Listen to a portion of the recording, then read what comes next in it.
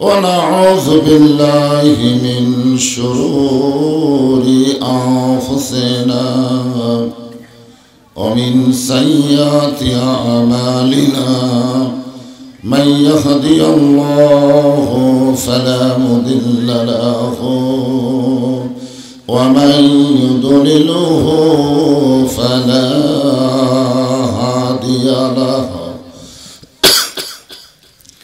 সকলে জবান খুলে বলেন আশহাদু আল্লা ইলাহা ইল্লাল্লাহু ওয়াহদাহু লা শারীকা লাহু ওয়া আশহাদু আন্না মুহাম্মাদান আবদুহু ওয়া রাসূলুহু আল্লাযী أرسل رسوله بالحق بشيرا ونذيرا وداعيا على الله بإذنه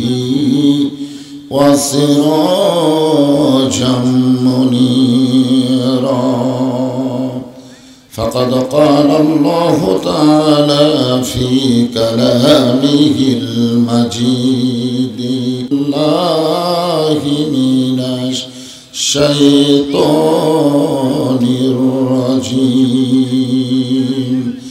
بسم الله الرحمن الرحيم فاذكروني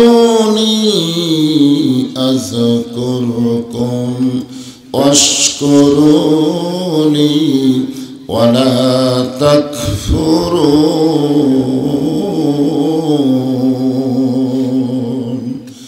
إن الله وملائكته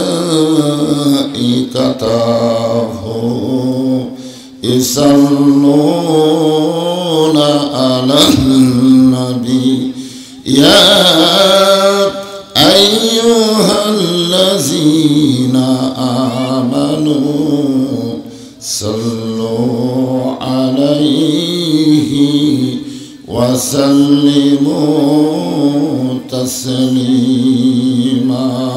اللهم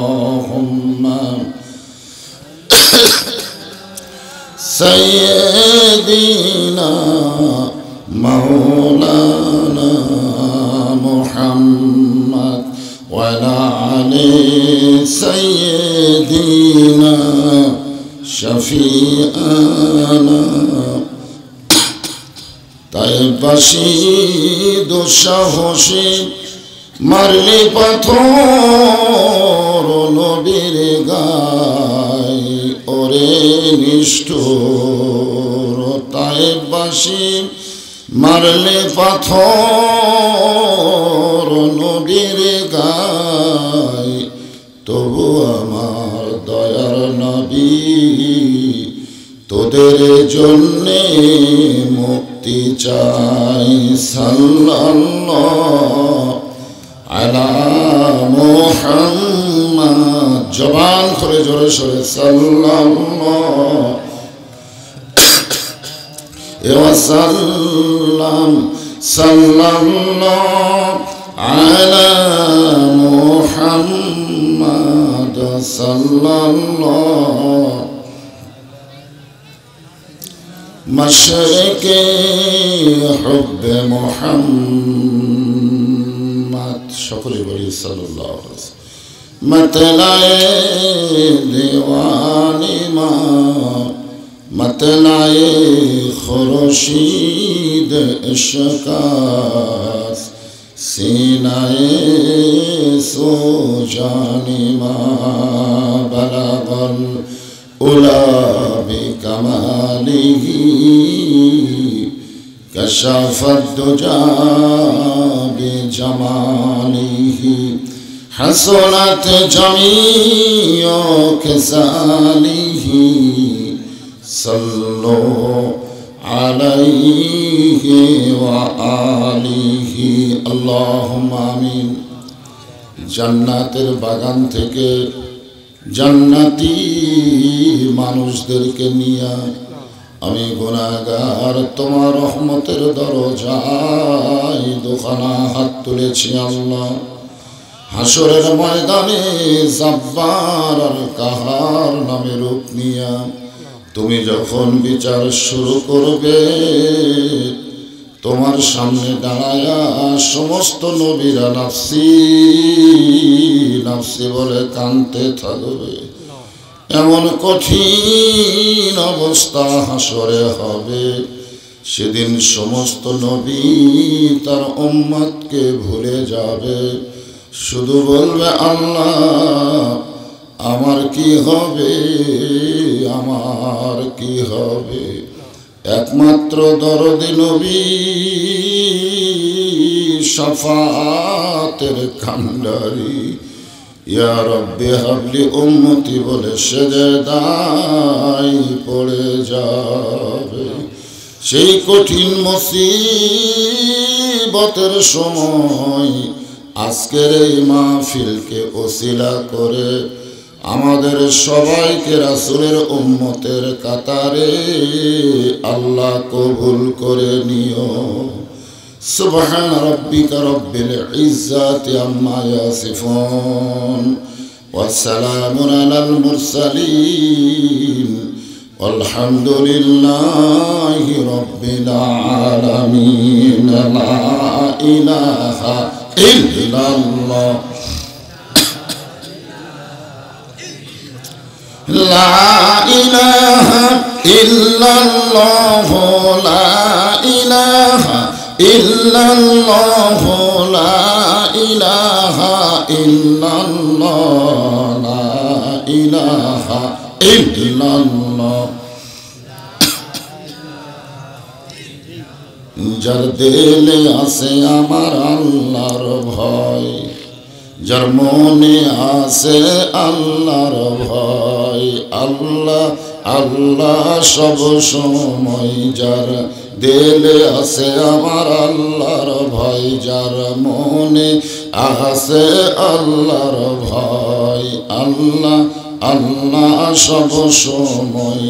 আহার নিদের ভালো লাগে না এই দুনিয়া, ভালো লাগে না, ভালো লাগে শুধু আল্লাহ জোরে লা ইলাহা ইল্লাল্লাহ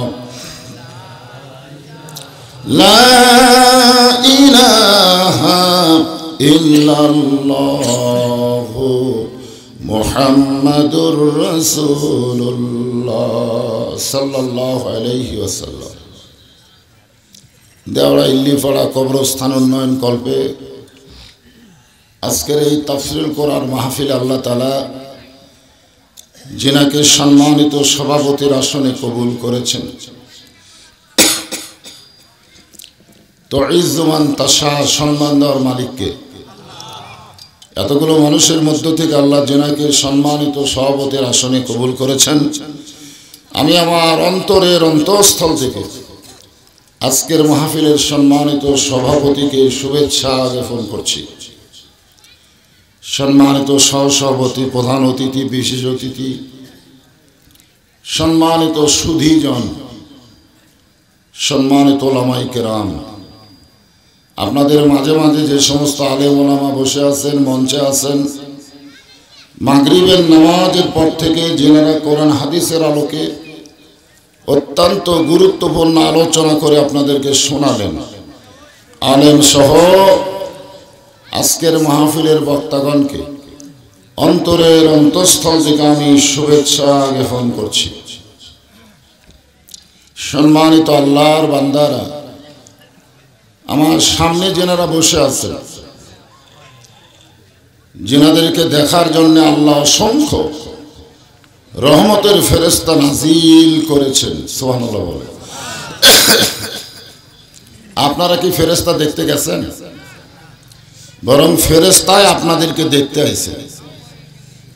আপনারা বলেন তো দাম বেশি কার? যাকে দেখতে আসে তার দাম বেশি, না যারা দেখতে যায় তাদের দাম বেশি? বুঝতে পারলেন না?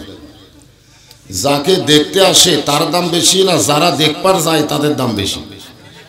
হ্যাঁ, তাহলে ফেরেশতা কি আমাদেরকে দেখতে আইছে না আমরা ফেরেশতা দেখবার গেছি? তাহলে মাশাআল্লাহ দাম বেশি কার? এ কথা জোরে জবান করে ঈমানের সাথে বলেন, দাম বেশি কার? মাশাআল্লাহ, ফেরেশতারা চমকে উঠছে। আমরা অনেক সময় বলি লোকটা ফেরেশতার মতো, এরকম বলি না? তখন লোকটা কিন্তু মনে মনে খুশি হয়, যাক আমার ফেরেশতার সাথে তুলনা করলো। আসলে লোকটার দাম বাড়লো না কমলো? কমলো। কারণ কেউ যদি বলে ডিসিটা পিয়নের মতো, ডিসি পিয়নের মতো, তাহলে ডিসির দাম বাড়ছে না কমছে? তো আমরা হলাম ডিসি, ফেরেশতা হলো পিয়ন। মাটির আদমকে আল্লাহ সৃষ্টি করিয়া ঘোষণা করিলেন আল্লাহ শ্রেষ্ঠ বলিয়া, তাই নূরের ফেরেশতা করে মানুষকে সেজদা, তাই নূরের ফেরেশতা করে মানুষকে সেজদা, সবার চেয়ে দিলেন মাটির মানুষকে সম্মান। সবাই জবান খুলে বলেন আল্লাহ আল্লাহ, তুমি জানলে জানালো, শেষ করা তো যায় না গে তোমার গুণগান। আলহামদুলিল্লাহ। আমার সামনে যারা বসে আছেন, আমি আমার অন্তরের অন্তঃস্থল থেকে আপনাদের সবাইকে শুভেচ্ছা জ্ঞাপন করছি। সম্মানিতা মা বোনেরা, যারা পর্দার অন্তরালে বসে বসে আলোচনা শুনতেছেন, আমি তাদেরকেও শ্রদ্ধা জ্ঞাপন করি। দীর্ঘ 1 বছর পরে, কয় বছর? এবছর যেমন হয় লাগাতার 3 বছর হবে, তাই না? লাগাতার 3 বছর এই মঞ্চে আমি কথা বলতেছি। তো গত বছর আলোচনা করে গেছি, 1 বছর পরে আবার আল্লাহ নিয়ে আইছে। আমি জিজ্ঞাসা করতেছি আপনারা সকলে কেমন আছেন? আমাদের মধ্যে অনেকে হয়তো দুনিয়া থেকে বিদায় হয়ে গেছে, যায়নি? গত বছর যত মানুষ এসেছিলেন তার মধ্যে কেউ কেউ হয়তো এই দুনিয়া থেকে চলে গেছে। এবছর যারা আমরা এসেছি, আগামী বছর পর্যন্ত আমাদের হায়াত আছে তার কোনো গ্যারান্টি আছে? হতে পারে এটা আমাদের জীবনের শেষ দেখা, হতে পারে কি পারে না? বক্তা শ্রোতা জারি হোক, আমাদের জীবনের শেষ দেখা হতে পারে। এজন্য জিজ্ঞাসা করা আমাদের উচিত। আর সেই কারণেই জিজ্ঞাসা করলাম আপনারা কেমন আছেন। গত বছর যখন এসেছিলাম তখন 6 মিনিট তেল ছিল 80 টাকা, এবছর কিন্তু 200 টাকা গেছে। আগামী বছর যে কত যাবে আল্লাহ ভালো জানে।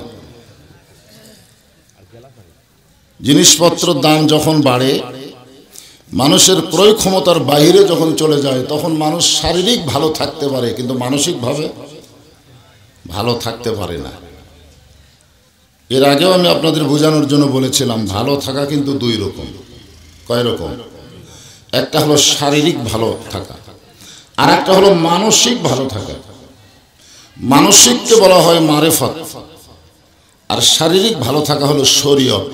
শারীরিকভাবে আলহামদুলিল্লাহ আল্লাহ আমাদের সুস্থ রেখে এই জান্নাতের বাগানে কবুল করেছেন। আমরা আসি নাই, আল্লাহ আমাদেরকে নিয়ে আইছে। সুবহানাল্লাহ বলবেন না? এই কথাটা হলো আল্লাহ। কার কথা? মা আসাবাকা মিন হাসানাতিন ফামিনাল্লাহ। বান্দা বান্দির দ্বারা যখন কোনো ভালো কাজ হয়, এ কাজ বান্দা বান্দি করে না, বরং আল্লাহ করায়। তাহলে এই মুহূর্তে আমরা যে জায়গায় বসে আছি, এই জায়গাটা ভালো না খারাপ? তাহলে এই জায়গায় বসা ভালো কাজ না খারাপ কাজ? তাহলে এই ভালো কাজ আমরা করলাম না আল্লাহ করালো? কথা কয় না, আল্লাহ করাইছে। তো আল্লাহ যখন আমাদের দ্বারা এই ভালো কাজ করালো, তখন আমাদের বিশ্বাস করতে হবে আল্লাহ এই মুহূর্তে আমাদের উপরে খুশি না বেজার। আল্লাহ কোনো মুহূর্তের জন্য কোনো বান্দা বান্দির উপর যদি খুশি হয়, ওই বান্দা বান্দির জন্য আল্লাহ জাহান্নামকে বাতিল করে জান্নাতকে তার বাসস্থান বানায় দেয়। সেই হিসাবে আমার সামনে যারা বসে আছেন আপনারা সকলেই জান্নাতি। এটা শোনার পরে সুবহানাল্লাহ মুখে আসতেছে না? আপনারা সকলেই হলেন জান্নাতি। জান্নাতের কথা শুনলে ভালো লাগে না? জাহান্নামের কথা শুনলে? ফেরেশতা বলে আল্লাহ জান্নাত জাহান্নাম জীবনে দেখলো না, এরা জান্নাতের কথা শুনলে খুশি হয়, জাহান্নামের কথা শুনলে এরা দুঃখ পায়, কষ্ট পায়। কারণ কি? আল্লাহ বলতেছে ওরাই হলো আমার ইমানদার বান্দা বান্দি। ধরে গান সুবহানাল্লাহ। আল্লাযীনা ইউমিনুনা বিল গায়ব, কোনদিন জান্নাত জাহান্নাম দেখে নাই, এরপরও জান্নাতের কথায় খুশি হয়, জাহান্নামের কথায় কষ্ট পায়। বুঝতে হবে এরাই হলো আমার প্রকৃত ইমানদার। জোরে গান সুবহানাল্লাহ। শারীরিক সুস্থতার সহকারে আল্লাহ কোরআনের বাগানে আমাদের কবুল করছেন। আমরা আল্লাহ তো আমাদের উপরে খুশি, আমরা কি বেজার? তাহলে জবান করে সমস্বরে সকলে বলবো রব্বানা লাকাল হামদ হামদান কাসীরান তাইয়িবান মুবারাকান ফিহি। আমরা আল্লাহর প্রশংসা করার কারণ হলো আল্লাহ আমাদেরকে দয়া করে, রহম করে, মেহেরবানি করে মুসলমানের ঘরে কবুল করেছেন। আপনাদের আশেপাশে হিন্দু ভাই আছে না নাই? যেরকম আছে না নাই? আমার ভাতিজা জাকির বলল অনেক হিন্দুরা পর্যন্ত আপনার ওয়াজ শুনতে আসছে। হিন্দু ভাইদের আমি বলবো আমরা যে কথাগুলো বলি এ কথা কি আমাদের না আল্লাহ? জোরে বলেন কার? আল্লাহ কোরআনে বললেন ওয়ামাইয়াবতাগি গায়রাল ইসলাম দীনান ফালাই ইউকবালা মিনহু। ইসলাম ছাড়া অন্য কোনো ধর্ম কেউ যদি গ্রহণ করে আল্লাহ বলেছেন সেইটা কবুল করা হবে না। ধর্মের মালিককে। আর তিনি যদি বলে কবুল করা হবে না তাহলে আমাদের করার কিছু আছে? এজন্য আমরা সবাই এক বাক্যে বলবো আল্লাহর কাছে একমাত্র কবুলযোগ্য ধর্মের নাম কি? আর সেই ইসলামের মধ্যে আমরা মুসলমান। বেজার না খুশি? হ্যাঁ, আল্লাহকে জন্মগতভাবে আমাদের মুসলমানের ঘরে কবুল করেছে। এখন যদি কোনো হিন্দু ভাই বলে হুজুর তাহলে আল্লাহ আমাকে সাথে হিংসা করলো, আল্লাহ আমাদের সাথে হিংসা করলো, আমাদেরকে মুসলমানের ঘরে পাঠালে তো আমরাও মুসলমান হতাম, তো আল্লাহ আমাদেরকে হিন্দুর ঘরে পাঠালো কেন? কারণ দুনিয়াতে মানুষ তো মানুষের ইচ্ছা আসে না, কার ইচ্ছাই? যারা বলেন কার ইচ্ছাই? যারাই আমরা দুনিয়াতে আসতেছি হিন্দু বৌদ্ধ খ্রিস্টান যারাই আসতেছে আমরা কি নিজের ইচ্ছাই না আল্লাহর ইচ্ছাই? তো আল্লাহ আমাদেরকে হিন্দুর ঘরে পাঠালো কেন? আল্লাহ যদি আমাদের মুসলমানের ঘরে পাঠাতো তাহলে তো আমরা হিন্দু হতাম না। এখানে দোষ তো আমাদের না, দোষ হলো আল্লাহ। আপনারা মুসলমান হয়ে কি মনে করেন দোষ কার?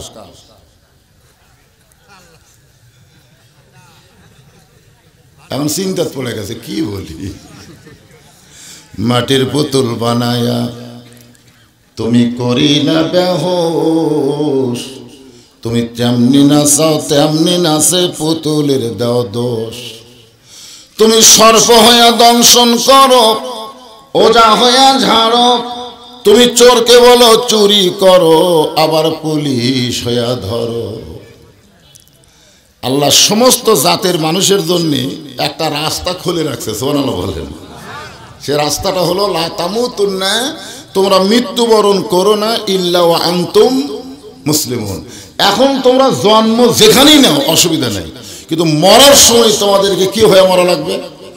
কথা কয় না, কথা কয় না। আমি যে কথাটা বললাম এটা কি আমার কথা না আল্লাহর কথা? তখন আল্লাহ কি বলতেছেন? লা তামুতুন্না মানে কি? তোমরা জন্ম নিছো হিন্দুর ঘরে বৌদ্ধর ঘরে সমস্যা নেই, কিন্তু মরার সময় তোমরা মুসলমান হয়ে মরো। কোন ব্যক্তি যদি সারা জীবন হিন্দু থাকে আর মরার সময় ইমানের কলমা পড়তে পড়তে যদি মারা যায়, এক কলেমা পড়ে মরার কারণে আল্লাহ তার জন্য 8টা জান্নাতের মালিকানা দিয়ে দেয়। তাহলে কোনো কষ্ট হলো? আমাকে এই 5 ওয়াক্ত নামাজ এই ঠান্ডার মধ্যে পড়া কি কষ্ট, ঠিক কিনা? তাহলে আমরা তো জন্ম থেকে মুসলমান হয়ে আল্লাহর হুকুম মানতে মানতে আমাকে এত কষ্ট ভাই, ওর তো মানা লাগতেছে, কারণ মরার সময় মুসলমান হয়ে মরলি। সুবহানাল্লাহ। এখন আসেন যে আল্লাহ আমাদেরকে বিশ্ব নবীর উম্মত হিসাবে কবুল করছে। কি নবী?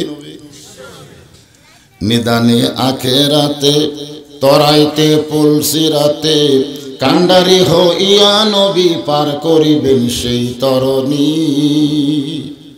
আল্লাহ আল্লাহ বলেন না কিছুক্ষণ আগে?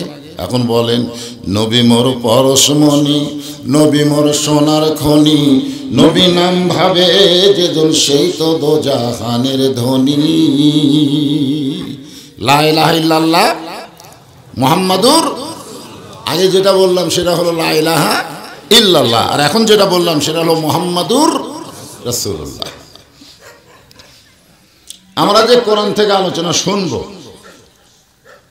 আজকের এই মাহফিলটা হলো গোরস্থান। ধরে বলেন কি গোরস্থান? বোঝেন তো আপনারা? বোঝেন না? শেষ ঠিকানা না। মুসলমানের জন্য গোরস্থান শেষ ঠিকানা নয়, মুসলমানের জন্য শেষ ঠিকানার নাম হলো জান্নাত। জোরে বলেন নাম কি? এ কথা কে কইছে? ফাদখুলি ফি ইবাদি ওয়াদখুলি জান্নাতি। আমরা আল্লাহর কথা বিশ্বাস করব না? হ্যাঁ, কবর এটা আমাদের শেষ ঠিকানা নয়। অনেকে বলে কবরই শেষ ঠিকানা, আসলে কবর শেষ ঠিকানা নয়। কবর হলো মানুষের দেহ দাফন করার জায়গা, আর ভিতরে যে পাখিটা থাকে এই পাখিকে কবর কোনোদিনও দাফন করতে পারে না। পাখি বোঝেন আপনারা? মন তুই রইলি খাঁচার আসে, খাঁচা যে তোর কাঁচা বাসে, কোন দিন খাঁচা পড়বে খসে, কোন দিন খাঁচা পড়বে খসে, জ্ঞানী গুণী কয় খাঁচার ভিতর অসীন পাখি কেমনি আসে যায়। তাহলে গোরস্থান কি শেষ ঠিকানা? যাই বলছেন আর বলবেন না, ওটা শেষ ঠিকানা না। ওটা হলো আমাদের দেহকে দাফন করার জায়গা। আমাদের পাখির দুটা জায়গা আছে, একটা হলো ইল্লিন আর একটা হলো সিজ্জিন। ইল্লিন হচ্ছে জান্নাতের বাগান। কিয়ামত পর্যন্ত আল্লাহ আমাদেরকে স্বাধীনতা দিবে, পাখি আকার আমরা ইল্লিন নামক বিশাল বাগানে উঠতে থাকবো, আর গাছের ফল ফল দেখাবো ইনশাআল্লাহ। আর যদি সিজ্জিনে যাই তাহলে জেলখানায় বন্দি থাকা লাগবে।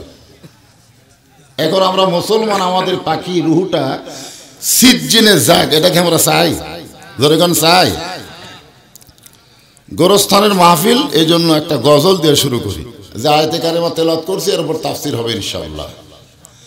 কিন্তু যেদিন ডাক পড়িবে, কিন্তু যেদিন ডাক পড়িবে, কবর মাঝে যাইতে জোগাড় কিছু করছ বন্ধু তার মাঝে বিছাইতে। এই যে গানের মধ্যে বলতেছে কিন্তু যেদিন, যেদিন এটা কোন দিন? এই ছেলেরা, এই যুবকেরা, তোমরা তো মনে করতেছ আমাকে দাদা বেঁচে আছে, সিরিয়ালে আগে দাদা বাপ তারপরে আমি আছি, তাই মনে করতেছ। কিন্তু যেদিন, যেদিনের কোনো তারিখ নাই, যে কোনো সময়, জোরে কোন কথা ঠিক কিনা, যে কোনো সময় যদি আমাদের কবরের ডাক আসে, সেই কবরের পাথেও যদি জোগাড় করে কবরে না যায়, যদি না যায় তাহলে আমাকে কি হবে? যদি ফুলগুলো হয় অভিমানে ঝরে যায়, আমি মালা গেথে বলো কারে পরাবো, সে যে কেন এলো না, কিছু ভালো লাগে না, কবরে আসুক, কবরে আসুক, তারে কি দেখাবে? আমরা যদি কবরের পাথেও নিয়ে যাই তাহলে মজা দেখার পারবে না। এই জন্য আজকের আলোচনা হবে ফাযকুরুনি আযকুরকুম ওয়াশকুরুনি ওয়ালা তাকফুরুন। এই মাইকের সাউন্ড ঠিক আছে? হ্যাঁ ঠিক আছে। এক দলকায় আছে, এক দলকায় নাই, ঠিক আছে? কেন ওই ভাই শুনতে পাচ্ছেন না? মাইক আলো ভাই একটু খেয়াল, আমিও দেখতেছি সাউন্ডটা কেমন ভ্যাল ভ্যাল করতেছে, একটু দেখো, সাউন্ডটা ক্লিয়ার করো বাজান, সাউন্ড ক্লিয়ার করো। হ্যাঁ আচ্ছা, সবাই যেন জোরে লাগবে না, সবাই যেন শুনতে পায়, স্পষ্টভাবে ক্লিয়ার ভাবে যেন শুনতে পায়। ফাযকুরুনি আযকুরকুম শব্দের অর্থ হলো আল্লাহ বলতেছেন যে আমার জিকির করে আমি আল্লাহ তার জিকির করি। কি বুঝলেন?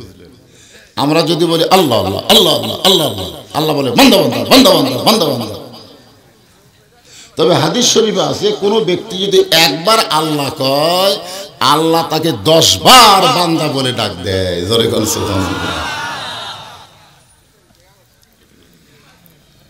আল্লাহ বলেছেন ওয়াশকুরুলি, তোমরা নাশুকরিয়া হয়ো না।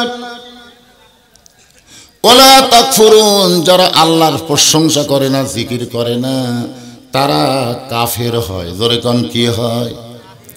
এখানে জিকির মানে কি বুঝতে হবে। এই কোরআনের অনেক আয়াত রয়েছে জিকির সম্পর্কে।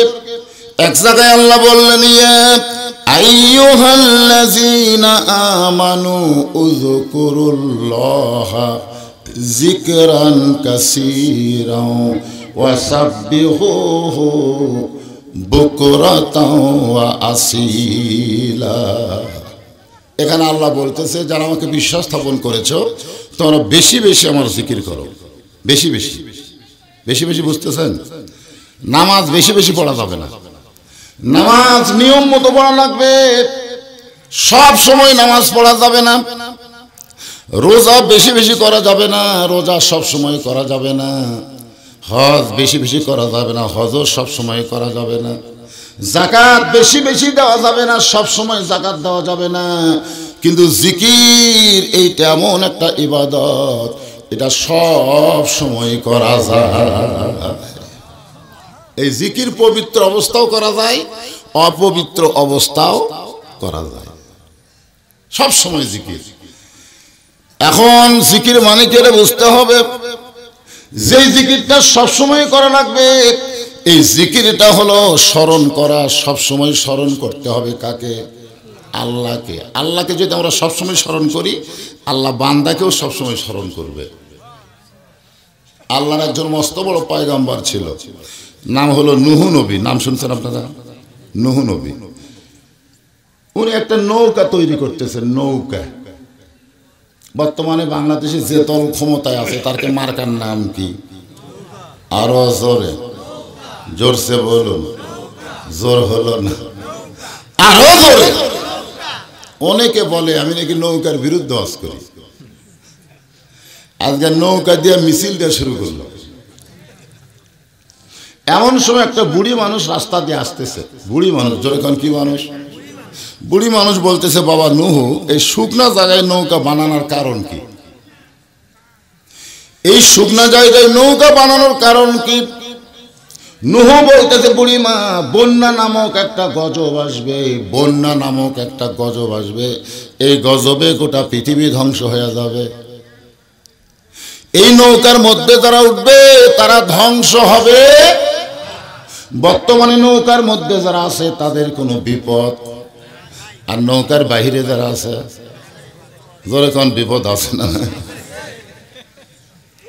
নূহ বলতেছে, বুড়িমা, এই নৌকার মধ্যে যারা উঠবে তাদের কোনো বিপদ হবে না, ওই বন্যা গজবে তারা পড়বে না।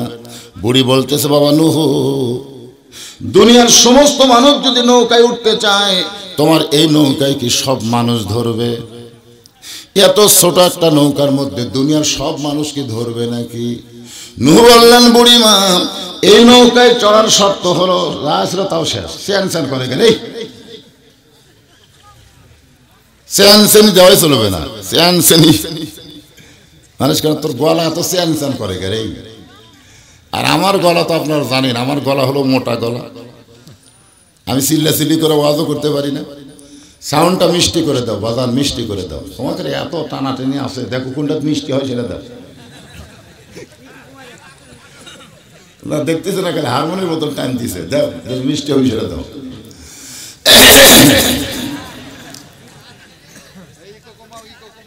হ্যাঁ, ইকো দেওয়াই চলবে না, ইকো দিবে। ইকো একবারে বন্ধ। আমার ওয়াজ এখন ইকো চলে না। এখনকার বক্তা আমি এখনকার, তোমার জন্মেরও 10 বছর আগে তো ওয়াজ করি পারবো। আমার সাতটার সব বক্তারা হয় বউলে শুয়ে আছে, না হয় মরে গেছে রে। আমার ওয়াজের বয়স হলো 36 বছর। এর বয়স কয় বছর? ইকো দিও না, বাজান ইকো দিও না। এই 36 বছরের প্রথম ওয়াজ আপনারা যদি শোনেন আর আমার এখনকার ওয়াজ শুনবেন, দেখবেন গলা একই আছে, ঠিক নাই? কারণ আমি চিল্লাচিল্লি করি না, তো ঠান্ডা মেজাজে ওয়াজ হবে, হাসির মধ্যে দিয়ে বাঁশ হবে, ধরে কোন কথা ঠিক না? অনেক বক্তার হই হাই করে পুলিশ দৌড়ে আসে, কি করলো? আর আমি হাসতে হাসতে কাম সারি, কেউ আসেও না।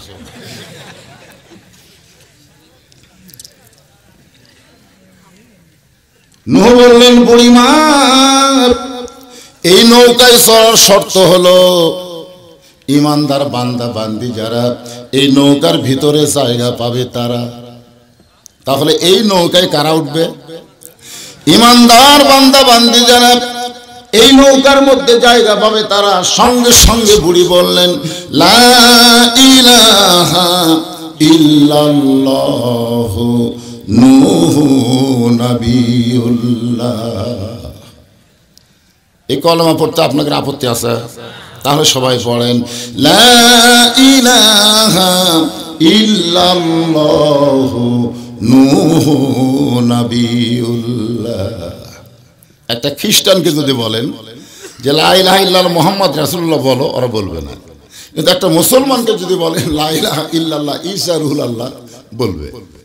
কারণ পৃথিবীতে একটাই জাতি যাদের হিংসা নাই, তারাই হলো মুসলমান। জোরে বলেন সুবহানাল্লাহ। মুসলমানেরা সমস্ত নবীকে বিশ্বাস করে। আমরা যারা মুসলমান সব নবী বিশ্বাস করি না। খ্রিস্টানেরা ঈসা পর্যন্ত বিশ্বাস করে, আর ইহুদিরা মুসা নবী পর্যন্ত বিশ্বাস করে। আর আমরা মুসলমান সব নবীকে কলিজা আর চাইতে বেশি ভালোবাসি। জোরে বলেন সুবহানাল্লাহ।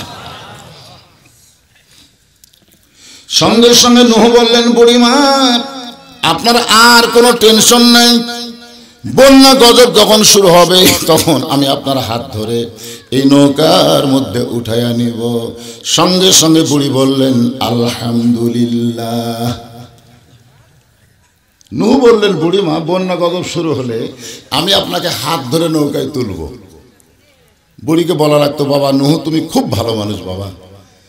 কিন্তু বুড়ি নূহুর প্রশংসা না করে প্রশংসা করলো কার? আলহামদুলিল্লাহ। অশকুরুলি, আল্লাহ বলতেছেন অশকুরুলি। কোন নেতার চামচা হয়ে নেতার প্রশংসা করবা না, এতে তোমাদের কোনোই লাভ হবে না। লাভ হবে নেতার। জোরে কোন কথা ঠিক কিনা? কোনো বক্তার প্রশংসা করো না। বক্তার প্রশংসা করলে তোমাদের কোনো লাভ হবে না, বক্তা দাওয়াত বেশি পাবে। ডাক্তারের প্রশংসা করো না।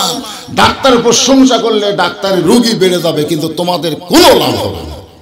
যাদের প্রশংসা করে তোমাদের লাভ হয় না, তাদের প্রশংসা করো না।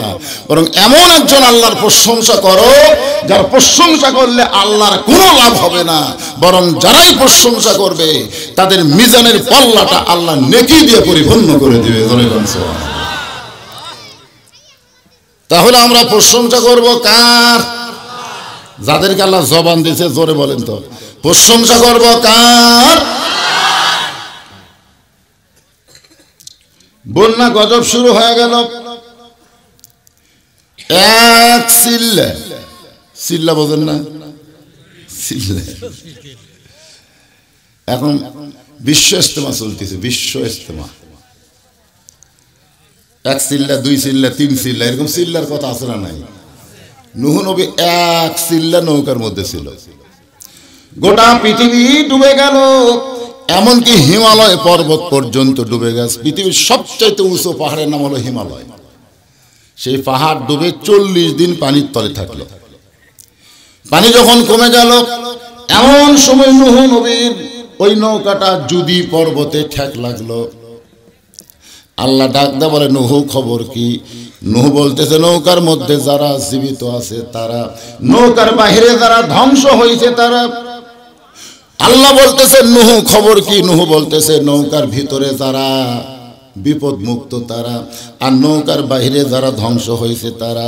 আল্লাহ কয়, নূহ তাহলে এই বুড়িটার খবর কি? নূহ কয়, আল্লাহ আমার মনই নেই। তাহলে যেই নবী হাত ধরে নৌকায় তুলবার চাইছিল তার কি নাই?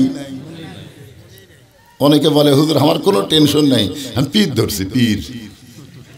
আরে পাগলা, নবী পর্যন্ত ভুলে গেছে, আর পীর ওই বিপদের ঠেলায় তোমার কথা মনে থুবি?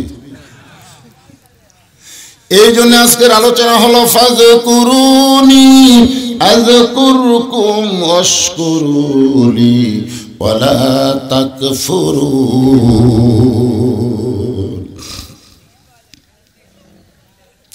আল্লাহ বলে নূহ তাহলে বুড়িটার খবর কি? নূহ বলতেছে আল্লাহ বুড়ি ধ্বংস হয়ে গেছে। আল্লাহ বললেন নূহ আজগুবি কোনো কথা বলো না, কারণ আজগুবি কোনো কথা বলা যাবে না। কথা বলতে গেলে তদন্ত করে কথা বলা লাগবে। আজগুবি, আমরা আজগুবি বোঝেন না আপনারা? অজাতা অজাতা একটা কথা বুঝবি আসবি না, এরকম কথা কিন্তু আপনাকে এলাকার বেশি হয়। কি সেরা আসবি না, অজাতা কথা। চা খাচ্ছে, নামাজটা এক তো পড়ে না, তেল তেলা ওই মারিয়া দিস, আসবি না। এগুলো কথা কি তদন্তের কথা না আজগুবি কথা? আমরা আজগুবি অনেক কথা বলি। জোরে গেলে দাওয়াত পাশে, আসতে গেলে কতটায় খাওয়া খাচ্ছে। লোকটা অসুস্থ, এরকম হয় না? অসুস্থ, আস্তে আস্তে হাঁটতেছে, হুজুর মানুষ। একদিন একটা মৃত্যুর খবর পাশে, মোটর সাইকেল নাই, জোরে জোরে হাঁটতেছে। সবাই বলতেছে জোরে যাচ্ছে দাওয়াত পাশে রে, আস্তে যাচ্ছে কই কত পায়ে খাওয়া খাচ্ছে। কোন প্রয়োজনে লোক জোরে হাঁটতে পারে না, তুই দাওয়াত পাশে। অসুস্থ হওয়ার কারণে মানুষ আস্তে হাঁটে না, ওই কত পায়ে খাওয়া খাচ্ছে। এগুলো কথা কি তদন্তের না আজগুবি? আল্লাহ বলেন নূহ আজগুবি কোনো কথা বলা যাবে না, তদন্ত করো। নূহ নবী তদন্ত করতে গিয়ে দেখে বুড়ি তো দূরের কথা, বুড়ির বাড়িটাও পর্যন্ত কিছুই হয় নাই। বন্যার গজবে পৃথিবী শেষ, অথচ বুড়ি তো দূরের কথা, বুড়ির বাড়িটাও পর্যন্ত কিছুই হয় নাই। সঙ্গে সঙ্গে নূহ নবী ডাক দিলেন বুড়িমা। বুড়িমা টোপলা নিয়ে হাজির। নূহ বলতেছেন বুড়িমা টোপলা কেন? বলে বাবা কখন তুমি ডাক দিবে আমি তো জানি না, এদিন আগে থেকে সাইদ হয়ে আছি। আল্লাহ বলে বান্দারে কখন তোমার কাছে আজরাইল যাবে তুমি তো জানো না, বরং তোমাকে আগে থেকেই সাইজ হওয়া লাগবে। লা তামুতুন্না, মৃত্যুবরণ করো না, ইল্লা ওয়া আনতুম মুসলিমুন। সুবহানাল্লাহ, আল্লাহু আকবার। وَإِذَا تُلِيَتْ عَلَيْهِمْ آيَاتُهُ زَادَتْهُمْ إِيمَانًا وَعَلَى رَبِّهِمْ يَتَوَكَّلُونَ। কোরআন তেলাওয়াত শুনলে মানুষের ঈমান বাড়ে, এ কথা কার? আল্লাহ। তো ঈমান বাড়ার লক্ষণ কি? চুপ থাকা। আজকে বাংলাদেশের মানুষেরা চুপ হয়ে গেছে, চুপ, কথাই হয় না। কথা বলবার গেলে চিন্তা করে বলা যাবে কি যাবে না। অনেক আবার চারিদিকে তাকায় আর বলে দেওয়ালের কান আছে, দেওয়ালের বলে কান আছে। দেখছেন এত ফিসফিস করে কথা কয়, জোরে কথা দেওয়ালের কান আছে, হুজুর দেওয়ালের কান আছে। আপনার বলেন তো দেওয়ালের কান আছে কথা বলা কি ঈমান না শিরক? কেউ যদি বলে আমার লক্ষ্মী বউ, এ কথা বলাও শিরক। কারণ লক্ষ্মী হচ্ছে হিন্দুদের একটা দেবতার নাম, ধরে কোন কথা ঠিক না? আমরা অনেক কথাই বলি, চিন্তা ভাবনা করে বলি না। একটু মনোযোগ দিয়ে শোনেন। নূহ বলতেছেন বুড়িমা বন্যা নামক গজবে গোটা পৃথিবী ধ্বংস হয়ে গেছে, অথচ তোমার ঝুবড়ি বাড়ি তোমার কিছুই হলো না। তুমি এমন কি আমল করো বুড়িমা যে আমল করার কারণে আল্লাহ তোমার বাড়ি এবং তোমাকে হেফাজত করেছে? বুড়ি বলতেছে নূহ রে, তুমি যখন আমাকে হাত ধরে নৌকায় উঠাবার চাইছিলা, ওই সময় প্রশংসা করছিলাম কার?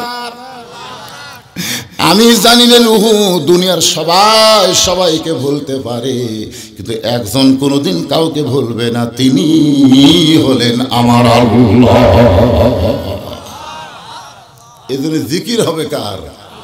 হ্যাঁ, যখন তোমার কেউ ছিল না তখন ছিলাম আমি, আবার যখন তোমার কেউ থাকবে না তখন রব আমি।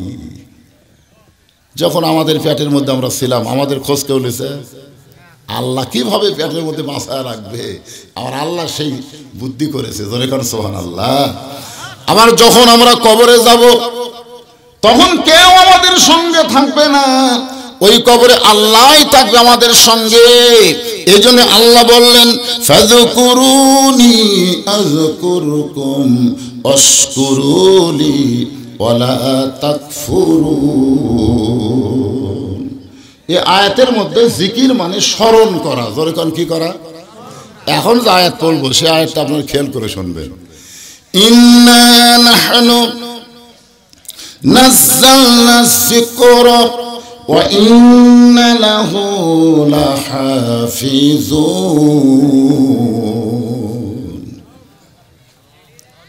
এখন এখানে কিন্তু জিকির আছে, ইন্না নাহনু নাযালনা যিকরা। এখানে জিকির মানে কি? আগে যে আয়াতের তাফসীর করলাম ওখানে জিকির মানে কি করা? স্মরণ করা। জোরে কোন কি করা? আর এই আয়াতে আল্লাহ বলতেছেন জিকির মানে হলো উপদেশ। এই কোরআনকে আমাদের জন্য উপদেশ স্বরূপ আল্লাহ নাজিল করেছে, আর কোরআন হেফাজতের সমস্ত দায়িত্ব আল্লাহ নিজে নিয়েছে। ধরে কেন সুবহানাল্লাহ। হাদিসের হেফাজতের দায়িত্ব কিন্তু আল্লাহ নেয়নি। তৌরাত বলেন, ইনজিল বলেন, জাবুর বলেন, যত আসমানি কিতাব দুনিয়াতে আছে কোনটারই হেফাজতের দায়িত্ব আল্লাহ নেয়নি। শুধু একটা কিতাবের হেফাজতের দায়িত্ব স্বয়ং আল্লাহ নিজেই নিয়েছে, তার নাম কি? আচ্ছা আপনারা বলেন তো কেন নিছে? এইটা হেফাজতের দায়িত্ব নেওয়ার কারণ হলো অনুনাজ্জিলু মিনাল কুরআনি মা হুয়া শিফাউ ওয়া রাহমাতুল লিল মুমিনিন। এর একটা বাংলা স্লোগান আছে, স্লোগান দিলে আলোচনা পুরোপুরি শুরু হবে। সবাই গলা খাকারে দেন। আমি যেই বলবো সব সমস্যার সমাধান আপনার বলবেন দিতে পারে এইটা। বর্তমান সরকার সমস্যার সমাধান দিতে পারবি না, জিবরাইল ফেরেশতাও দিবার পারবি না, কোনো নেতার পক্ষে সম্ভব নয়। সমস্যার সমাধান দিতে পারে একমাত্র আল্লাহর কোরআন। এই স্লোগানটা সবাই দিবেন তো ইনশাআল্লাহ? এক স্লোগানে 8টা জান্নাতের মালিক হবে, এক স্লোগানে। কে রে কথা কয়? এ বে কে কে রে? দাঁড়া থাকে বসো বসো। এতক্ষণ মিস কল মারি ইয়ে পুরাই হয়নি। বসো বাবা বসো। আপনারা যারা এই ছেলেদের বাবা তারা চিন্তা করেন তো এরা কি হবে না? যারা আপনারা এই সন্তানদের বাবা আপনারা একটাবার চিন্তা করেন তো এই মালেরা কি হবে? এতক্ষণ মেলা ধরে এখন মাহফিল এসে আবার গ্যাঞ্জাম করতেছে। মন যদি না চাই মেলার ঘর কোরআনের মাহফিলে তোরা বসতে পারবি না, কারণ তোরা এমন মায়ের পেট থেকে বের হয়েছিস, তোদের মা পেটত নিয়েই তোর খুব ঘুরিয়েছে গোটা পাড়া। ধরে কোন কথা ঠিক কি না? তোরকে ঘোরানো শুরু হচ্ছে পেটের মধ্যে রে। এই জান্নাতের বাগানে ওরা বসে পারবে ক্ষমতাও না, ওরা এখানে বসার যোগ্য হতে পারবে না। এই দেখেন বেড়া হয়েছে করতেছে। এই কি বলতেছেন? আসেন একটু স্লোগান দেন বাজান। আমি যেই বলবো সব সমস্যার সমাধান আপনার বলবেন দিতে পারে আল কোরআন। সব সমস্যার সমাধান। আচ্ছা এতগুলো মানুষ, আমি তো মনে করছিলাম সন্ধ্যার পরে আসছি, আজকে মাগরিবের পর এখানে ঢুকছি, লোকই নেই। এই মুহূর্তে দেখলাম তো 1000 মানুষ পার হয়ে গেছে। এটা 1000 মানুষের স্লোগান হলো। এই মেনা স্লোগান দিলে হবে না, জবান ছাড়ে দেওয়া লাগবে। এটা কার পক্ষে স্লোগান দিচ্ছেন? আল্লাহর কোরআনের পক্ষে। হাসরের ময়দানে এই কোরআনকে আল্লাহ সুপারিশ করার হুকুম দিবে। আল্লাহ তখন বলবে দেওড়া ইল্লিপাড়া কোরআনের বাগানে কোরআনকে যারা সব সমস্যার সমাধান বলেছে আল্লাহ তাদেরকে ছাড়া আমি কোরআন জান্নাতে যাব না। সুবহানাল্লাহ যত জোরে করেন স্লোগান তত দেননি। এবারে দেন সব সমস্যার সমাধান আল কোরআনের আলো। ঘরে ঘরে না, সব জায়গায় আল কোরআনের আলো। কোরআন হাদিস যেখানে দুনিয়ার মুসলমান লিল্লাহি তাকবীর। আপনার এই দেখছেন শীত থাকতে পারে। এখন আসেন, এই কোরআন হেফাজতের দায়িত্ব আল্লাহ নিয়েছে। জোরে বলেন কে? এইটা বুঝাইতে গিয়ে আপনাদের সামনে একটা ইতিহাস তুলে ধরতে হবে। ইতিহাসটা হলো হযরত হোসাইন রাদিয়াল্লাহু বসে আছেন। হোসেন রাদিয়াল্লাহু বসে আছেন। যেরকম কি করে আছেন? এমন সময় ইয়াজিদের কিছু লোক, ইয়াজিদও মুসলমান, হোসাইনও মুসলমান। আপনারা বলেন তো ইয়াজিদ কি, হোসাইন কি? তো ইয়াজিদের কিছু লোক এসে হোসাইনকে বলতে, তো হোসাইন খামাখা গন্ডগোল করে লাভ কি? কথাগুলো খেয়াল করবেন, এই আয়াতের তাফসীর হচ্ছে খামাখা গন্ডগোল করে লাভ কি? তোমার বাবা, তোমার নানা হলো আল্লাহর নবী, তোমার বাবা হলো বিশ্ব আলেম হযরত আলী, আর তোমার মা হলো খাতুনে জান্নাত। এমন একটা উদর থেকে আল্লাহ তোমাকে দুনিয়াতে নিয়ে আইছে, তুমি খালি বসে থাকবা আর হাদিয়া পাবা। তোমার খারাপ হওয়া লাগবে না, খালি বসে থাকবে আর হাদিয়া পাবা। ধরে কোন কি পাবা? কি জন্য হাদিয়া পাবে? কারণ নানা হচ্ছে বিশ্ব নবী। নানা কি নবী? বাবা হচ্ছে বিশ্ব আলেম, মা হচ্ছে খাতুনে জান্নাত। তোমার গন্ডগোল করা লাগবে। গন্ডগোল মানে ওরা বুঝাচ্ছে ইসলামে আন্দোলন, মানে হোসাইন ইসলামে আন্দোলন করবে, এজিদকে মানবি না, এটাই হচ্ছে গন্ডগোল। এই যে চামচারা বলছে যে খামাখা গন্ডগোল রাপ নেই। তুমি কি চাও?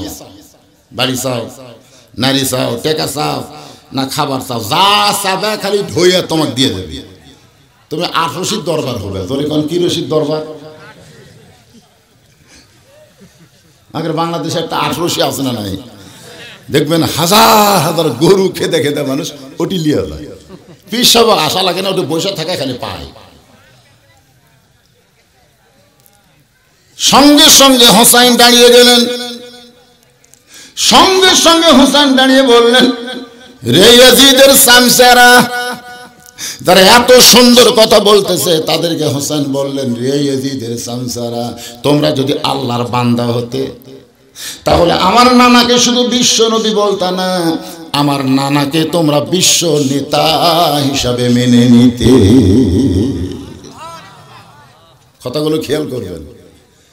তোমরা ইয়াজিদের চামচা আল্লাহর যদি বান্দা হতে, কার বান্দা? তাহলে আমার নানাকে শুধু বিশ্ব নবী নয়, আমার নানাকে তোমরা বিশ্ব নেতা হিসাবে মেনে নিতে। তোমরা যদি আল্লাহর বান্দা হতে তাহলে আমার বাবাকে শুধু বিশ্ব আলেম বলতা না, আমার বাবা হলো বিশ্ববীর। আপনারা বলেন তো হযরত আলী খালি বিশ্ব আলেম না বিশ্ববীর?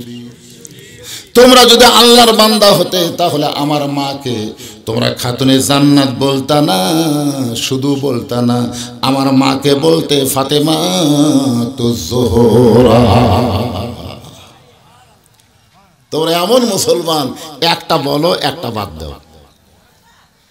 তোমরা বিশ্ব নবী বলো, তোমরা দরুদ পড়ো, তোমরা মিলাদ পড়ো, কিন্তু নবীর দাঁত ভাঙ্গার কথা বললেই তোমাকে বিরক্ত লাগে।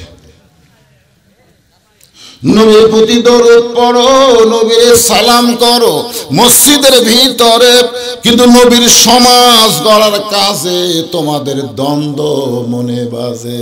আজকে যেখানে বিশ্ব ইজতেমা হচ্ছে, ওই ইজতেমা থেকে একটা বক্তা যদি বলে শুধুমাত্র তাবলীগ করলে হবে না, জালেমের জুলুম থেকে বাঁচার জন্য আমাদেরকে ইসলামে আন্দোলন, নবীর পথে চলতে হবে, ওই ইজতেমা কিন্তু আগামী বছর থেকে আর করবার দিবে। কথা কর না কেন? আর দিবে? আর দিবে না কেন? আরে টুপি আলারা খেলছে রে, উর্দুতে বয়ান করে, আরবিতে বয়ান করে, বাংলাতে কয় না কেন? উর্দু আরবিতে অনেক কথাই বলা যায় যেটা বাংলায় তাফসির করলে খুব বিপদ হবে। আমার বাবা শুধু বিশ্ব আলেম নয়, আমার বাবা হলো বিশ্ববীর। আমার মা শুধু খাতুনে জান্নাত নয়, আমার মা হলো ফাতেমা তো জোহরা। আমার নানা নবী ছিল মক্কায়, খুব খেয়াল করবেন, বিশ্ব নবী মক্কায় ছিল 13 বছর, কলেমার দাওয়াত দিয়া মুসলমান হয়েছে মাত্র 320 জন। বিশ্ব নবীর দাওয়াতে মুসলমান হয়েছে মাত্র কয়জন? 13 বছরে 320 জন হয়েছে। কিন্তু আমার নানা হিজরত করে যখন মদিনায় গিয়া বিশ্ব নেতা হলো, তখন 8 বছরে 10,000 সাহাবী নিয়ে মক্কা বিজয় হয়ে গেল। তাহলে বিশ্ব নবীর 13 বছরে কয়জন? বিশ্ব নবী যদি নবী আমার নানা থাকতো, তাহলে আজকে মুসলমানের এই বিজয় তোমরা দেখতা না। আমার নানা শুধু বিশ্ব নবী না, নানা হলো বিশ্ব নেতা। মক্কায় নবী যখন গেলেন বদরের যুদ্ধের দিনে, নবী মাথার টুপি খুললেন, এই টুপি নবী খুললেন, নবী পরনের জুব্বা খুললেন, ঘরের ভিতর থেকে নবী সৈনিকের পোশাক পরে বের হলেন, মাথায় হেলমেট, মাথায় আর কোনো টুপি নাই, কোমরে একটা পেটি আছে। আলীকে বললেন, আলী আমার কোমরের বেল্টটা একটু টাইট করে দাও।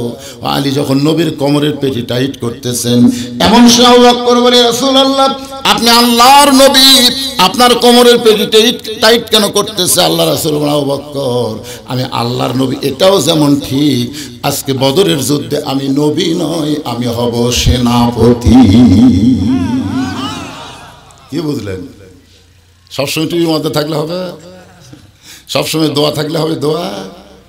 আমার ড্রাইভার আমাকে গেটে নেওয়া দিয়ে বলছে, হুজুর আপনি বাসায় যান, আমি গাড়ি রাখতেছি।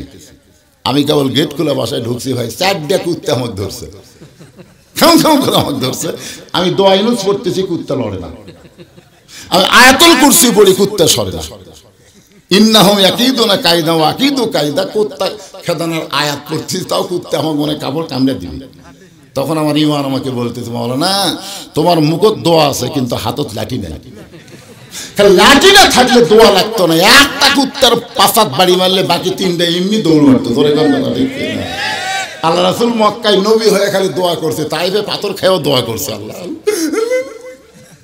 কিন্তু না, 13 বছরে 320 জন। আর মদিনায় গিয়ে শুধু দোয়া করেনি, হাতত লাঠি লিছে। মাত্র 8 বছরে 10,000 সাহাবী নিয়ে যে মক্কা থেকে গভীর রাত্রে হিজরত করেছে, ওই মক্কা আবার দখল করেছে। ধরে কোন সুবহানাল্লাহ। আমাকে এখন কি আছে? খালি দোয়া। কুত্তা আমাকে ধরতেছে না, কথা কোন ধরতেছে না। এটা কোন কুত্তা বুঝতে পারতেছেন না? কোরআনের হক কথা বললে যে কুত্তা খেউ খেউ খেউ খেউ করে, ওদেরকে সাইজ করার জন্য লাঠির দরকার আছে না নাই? দরকার আছে না নাই? প্রত্যেকটা শ্রোতা নবীর সুন্নত পালন করতে গিয়ে একটা লাঠি নিয়ে যদি অসুরবার আসতেন, কোনোদিনও পুলিশ আসতো না। খালি যদি জানবার পাইতো, ওই 5,000 শ্রোতা সবার হাতে একটা করে লাঠি আছে, পুলিশ কবি থানার তালা লাগা, দরকার নাই, ওরা যা করে তাই যায়। আল্লাহর বান্দার একটু মনোযোগ দিয়ে শুনতে হবে। হুসাইন বলতেছে, আমার নানা শুধু বিশ্ব নবী নয়, আমার নানা হলো বিশ্ব নেতা। এই যে আমরা দরুদ শরীফ পড়লাম, আল্লাহুম্মা সাল্লি আলা সাইয়্যিদিনা। সাইয়্যিদিনা মানে কি? দোষে পড়তেছেন না? আল্লাহুম্মা সাল্লি আলা সাইয়্যিদিনা। সাইয়্যিদিনা মানে হলো আমাদের নেতা। দরুদের মধ্যে আমরা নবীকে নেতা বলবো, আর দরুদের বাহিরে আমরা সাধারণ মানুষকে নেতা মানব। তাহলে আমরা ইয়াজিদের গ্রুপ হয়ে যাব। একটু খেয়াল করবেন। হোসেন বলে, রে ইয়াজিদের সামসারা, আমার বাবা শুধু বিশ্ব আলেম নয়, আমার বাবা হলো বিশ্ববীর। বিশ্ব কি? তিহিমা প্রান্তরে নবী যখন আলোচনা করতেছেন, এমন সময় নবীর চোখটা দর দর করে পানি পড়তেছে। সাহাবীরা বলে, ইয়া রাসূলুল্লাহ এত সুন্দর আলোচনা করতেছেন, এত সুন্দর আলোচনা করতেছেন, হুজুর আপনার চোখ দিয়ে কেন পানি পড়ে? আল্লাহ রাসূল বলে, সাহাবীরা আমি যা জানি তোমরা তা জানো না, আমি যা জানি তোমরা তা জানো না, আমিও জানি না। আল্লাহ যদি আমাকে না জানায়, এই মুহূর্তে আমি জানতে পারলাম মক্কার সবচাইতে বড় বীর, মক্কার সবচাইতে বড় বীর যার নাম হলো আমর, প্রতি সন্ধ্যায় 21 কেজি খাদ্য খায়, প্রতি সন্ধ্যায় 21 কেজি খাদ্য খায়, আর 3.5 ওজনের তরবারি নিয়ে যুদ্ধ করতে যায়। সে আমর কাবা শরীফে শপথ করে বলেছেন, মুসলমানের নবীর মাথা না কাটা পর্যন্ত, মুসলমানের নবীর মাথা না কাটা পর্যন্ত আমি দুনিয়ার কোনো খাবার স্পর্শ করব না। আল্লাহ নবী বলতেছে, এই মুহূর্তে আমি জানলাম। কে জানালো? আল্লাহ জানালো। মক্কার সবচেয়ে বড় বীর আমর প্রতি সন্ধ্যায় কয় কেজি খায়? তাহলে দিনে যদি 3 বার খায় 63 কেজি। আর যে তরবারি নিয়ে যুদ্ধ করবার যায়, সে তরবারির ওজন হলো 3.5 মণ। সে আমর কাবা শরীফ সে শপথ করছে। কাবা কিন্তু হিন্দু বৌদ্ধ খ্রিস্টান সকলের এক সময় ছিল, ধরে কোন ঠিক কিনা। সে কাবা শরীফ সে শপথ করছে আমার মাথা না কাটা পর্যন্ত দুনিয়ার কোনো খাবার স্পর্শ করবে না। এই কথা জানার পরে আমার চোখ দিয়ে দর দর করে পানি পড়তেছে।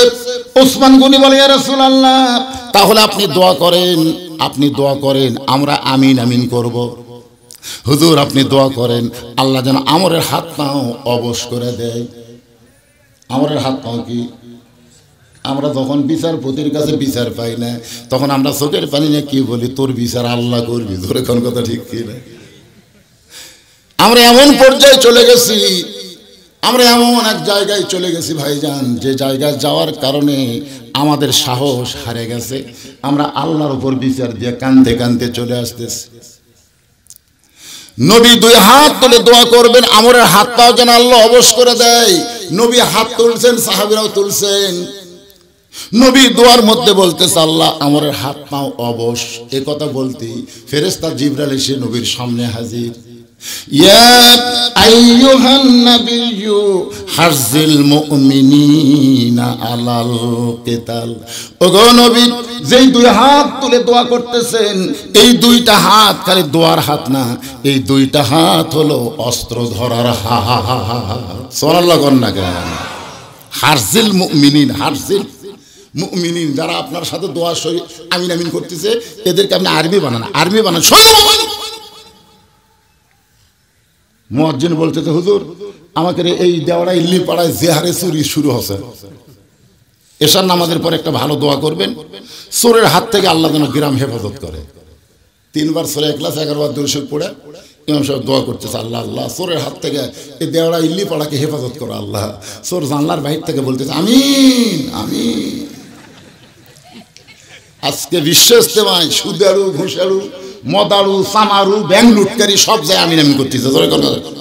সবাই বলছে শেষ মনে তত যাওয়া লাগবে আমিন আমিন। ইমাম বলতেছে যে চোরের হাত থেকে আল্লাহ গ্রাম হেফাজত করো, চোর বলতেছে আমিন। কারণ চোর জানে ওরা দোয়া করে চলে ঘুম আসবি, তারপর আমার কাম শুরু হবে। আর ইমাম যদি বলতো মুয়াজ্জিন কিসের দোয়ারে, যে যে রাস্তা দিয়ে গ্রামের চোর ঢোকে প্রত্যেকটা রাস্তায় গোপনে 6 জন মানুষ লাঠি নিয়ে দাঁড়ায় থাকে, দেখি চোর কেমনে ঢোকে। চোর আমিন কবি, চোর কবি ওরে বাবা এরা চেতন হচ্ছে রে, লাঠি নিয়ে দাঁড়ায় থাকবে, দরকার নাই ওই গ্রাম বাদ দেওয়া। এমন সময় আল্লাহ নবী দোয়া বন্ধ করে দিলেন। আমার দিকে খেয়াল করেন, দোয়া আমরা কমপ্লিট করি, হাতটা কিন্তু এই জায়গায় যায়, এই জায়গার থেকে শুরু হয়ে হাত কোন জায়গায় যায় আল্লাহ রাসূল এইভাবে হাত তুললেন, আবার হাতটা আজগুবি নিচে নেমে চলে আসলো। সাহাবীরা বললেন রাসূলুল্লাহ, মুনাজাত শুরু করলেন কিন্তু কমপ্লিট হলো না।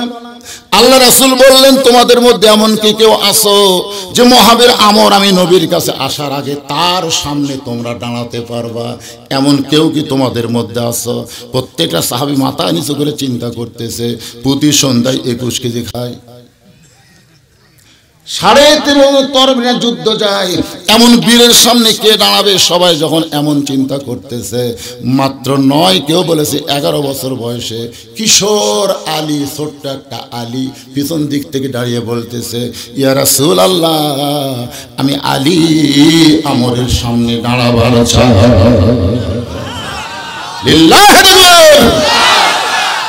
আল্লাহ রাসূল বলেন এজলিস এজলিস, বস বস বস। বড় বড় গুলো সব সামনে বসে আছে, কেউ দাঁড়ায় না। তুই ছোট্ট মানুষ, তুই আমরক চিনিস?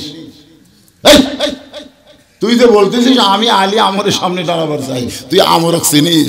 আলী বলতেছি ইয়া রাসূলুল্লাহ, আল্লাহর ঈমান আমার ভিতরে, নবীর মহব্বত আমার কলিজায়, শুধু আমর নয় পৃথিবীর তামাম বাতিলের সামনে আমি আলী দাঁড়াবার চাই।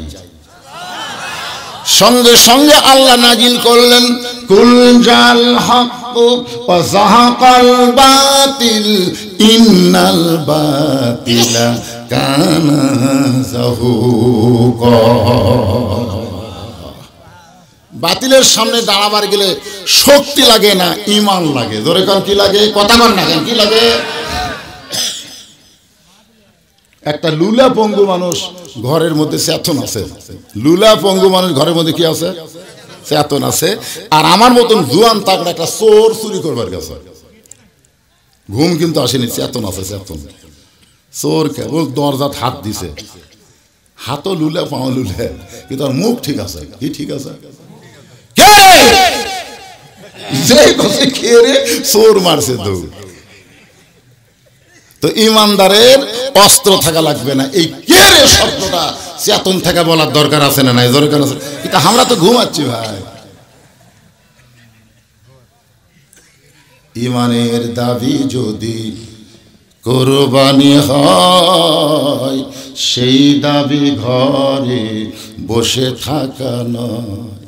ইমানের দাবি হলো কিছু বিনিময়, সেই বিনিময় যদি কলিজার ঘাম হয়, সেই ঘাম দিতে যেন তৈরি থাকি। ওগো দয়াময় আমার আল্লাহ দয়াময়। ইমানের দাবি হলো অগ্নিশিখা, বাতিলের বিরুদ্ধে জ্বলতে শিখা। সুবহানাল্লাহ। ইমানের দাবি হলো অগ্নিশিখা, বাতিলের বিরুদ্ধে জ্বলতে শিখা। সে আগুনে জ্বলে জ্বলে দিব ইমানের পরিচয়। ইমানের দাবি বসে থাকা নয়। আল্লাহ রাসূল বলেন আয়। হযরত আলী যখন কাছে আইছে, রাসূল ওসমান তোমার বাড়িতে কোনো তরবারি আছে? ওসমান গনি বলতে, তো হুজুর আমি কি জঙ্গি নাকি? আমার বাড়িতে তরবারি নাই, তবে একটা ছুরি আছে। এই ছুরিটা আমি ব্যবহার করি ঈদুল আজহায় কুরবানি করার জন্য। যেরকম কি করার জন্য? মানে রাসূলের যত সাহাবী ছিল সবচাইতে ধনী সাহাবীর নাম কি? এর আগে কিন্তু আপনাদের বলছি, মনে নেই। 4 জন সাহাবী নবীর 1 নম্বর। 4 জন কয় নম্বর? নরমে 1 নম্বর আবু বকর, গরমে 1 নম্বর হলো ওমর, আর সম্পদে 1 নম্বর ওসমান, আর জ্ঞানে 1 নম্বর আলী। জোরে কোন সুবহানাল্লাহ। এই জন্যই তো এজিদের চামচারা বলছে তোমার বাবা হলো বিশ্ব আলেম, মনে করছে খালি জ্ঞানী।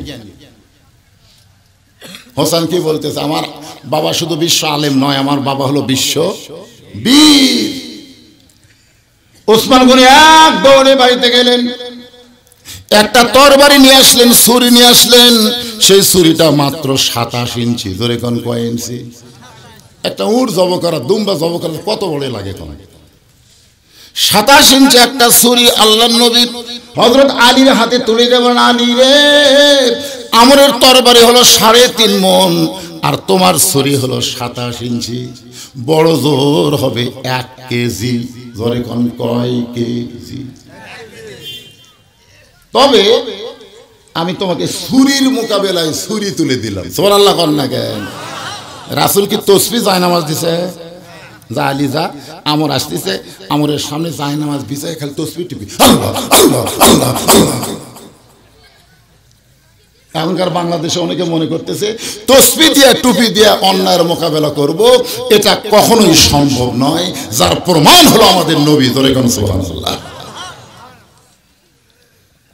মা আহাদান ইয়াদখুলুল জান্নাতা ইউহিব্বু ইয়ারজি ইলা দুনিয়া ওয়া লাহু মা আলাল আরদি মিন শাইইন ইল্লা শাহীদুন ইয়াতামান্না আন ইয়ারজি ইলা দুনিয়া ফায়ুক্তাল 10 মাররাতান লিমা ইয়ারা মিনাল কারামাতি। রাওয়াহুল বুখারী কিতাবুল মাগাজি। আল্লাহু আকবার।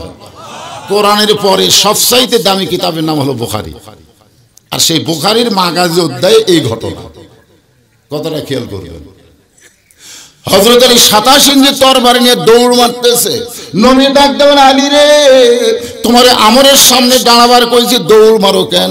আলী বলতেছে, রাসূলুল্লাহ, ওই কাফেরের পাটা আমর আপনার পবিত্র চেহারা দেখার আগেই আমি আলী ওকে জাহান্নামে পাঠাবার চাই। আপনার বলেন তো, এটা কি তরবারির বলে না ইমানের বলে? যে কাফেরের পাটা আমর যে আপনাকে হত্যা করবার চাচ্ছে, ও আপনার পবিত্র চেহারা দেখার আগেই আমি ওকে জাহান্নামে পাঠাবার চাই। এই বেলা হযরত আলী মারছে দৌড়, আমর আসতেছে হাতির মতন, হাজার দুয়েক কাফের তার পিছনে মিছিল করতেছে। মুসলমানের নবীকে কেউ বাঁচাবার পারবে না, মুসলমানের নবীকে কেউ বাঁচাবার পারবে না। মিছিল করতেছে কাফেররা, মুসলমানের নবীকে কেউ বাঁচাবার। আপনারা বলেন তো বাঁচানোর মালিককে? আল্লাযী খালাকাল মাউতা ওয়াল হায়াতা লিয়াবলুয়াকুম আইয়ুকুম আহসানু আমালান ওয়া হুয়াল আজিজুল গফুর। আল্লাহু আকবার বললেন না? আল্লাহু আকবার বললে যে কি খুশি আল্লাহ হয়, আর শয়তান যে কি বেজার হয়।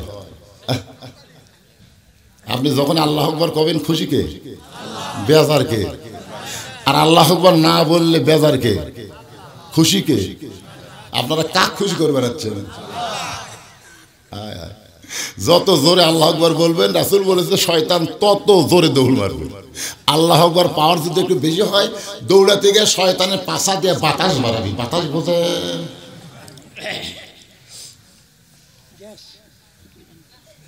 তবে একটা হাদিসের ব্যাখ্যায় বলা হয়েছে পারবে না, যারা শয়তানকে ভালোবাসে, যারা শয়তান ভালোবাসে এদের জবান দিয়ে আল্লাহু আকবার বের হবে না, কারণ শয়তানের সাথে এর বন্ধুত্ব আছে। ধরে কোন কি আছে?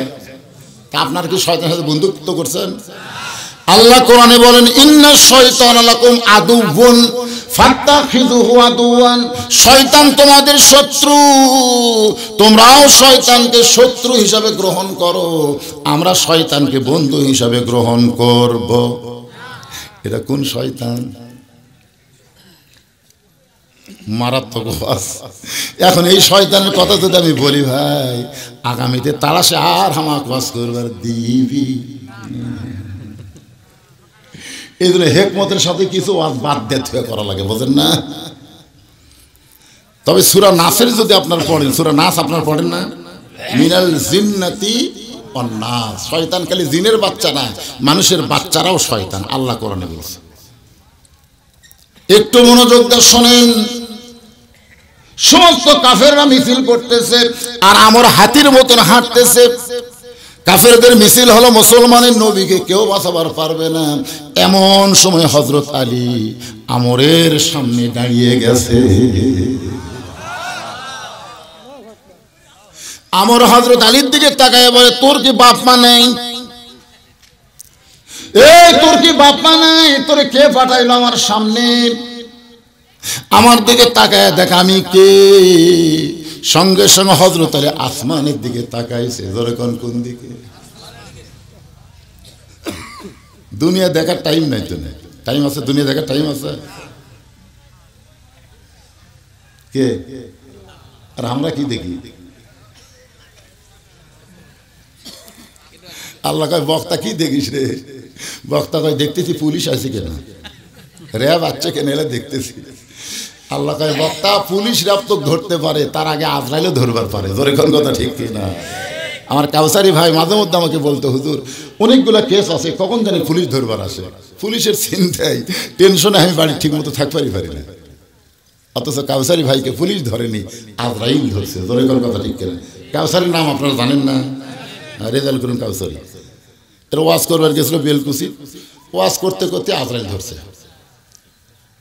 আরে হযরত আলী আসমানের দিকে তাকায়া কোরআন থেকে একটা আয়াত তেলাওয়াত করলেন। ওই আয়াত তেলাওয়াত করে 27 ইঞ্চি ছুরির মুখে একটা ফুঁক দিয়া আমরের সামনে একটা দাগ দিলেন। কোরআনে একটা আয়াত আছে পাওয়ারফুল, জোরে কোন সুবহানাল্লাহ। ওই আয়াতটা পড়ে ছুরির মুখে একটা ফুঁক দিলেন। ফুঁ দিয়া আমরের সামনে একটা দাগ দিয়ে বললেন, রে কাফেরের পাটা, তুই কত বড় বাপের বেটা, আল্লাহর নবী তো হত্যা করা দূরের কথা, এই দাগটা ডেঙ্গায় এক ধাপ তুই সামনে যা। সুবহানাল্লাহ না কেন? কাফেরের পাটা, তুই কত বড় বাপের বেটা, নবীক মারবি, আমার নবীক মারবি, খালি দাগটা পার হয়, এই দাগটা পার হতো দেখি। এমন কথা হযরত আলী কইছে আমরের ভিতরে খালি সুবহানাল্লাহ। আমরের ভিতর কম্পন শুরু হয়ে গেছে। সমস্ত কাফেররা বলতে মারেন মারেন মারেন। একটা পুষ্কে আপনার কি করলো? আপনি দেরি করেন, মারেন। যেই মারার কথা কইছে হাজার হাজার কাফের, সঙ্গে সঙ্গে আমর তরবারি ঘাট থেকে নিয়ে আলীকে লক্ষ্য করে যখন মারতে চাই, ইয়ানজুরু বিনুরিল্লাহ, হযরত তাকায় দেখে আমরের তরবারি নাই, আল্লাহ কাঠের তক্তা বানায়া দিছে। সমস্ত কাফেরদের চোখে তরবারি, কিন্তু আলীর চোখে তক্তা। নমরুদ কয়, ইব্রাহিম তাকায় দেখ, নিচে দাও দাও করে আগুন জ্বলতেছে, খালি পড়বি আর মরবি। আল্লাহ কয়, ইব্রাহিম, নমরুদ এতবার তাকাবার কয়, একবার তাকাও না কেন? ইব্রাহিম তাকায় দেখে সবুজ রঙের ফুল বিছানা।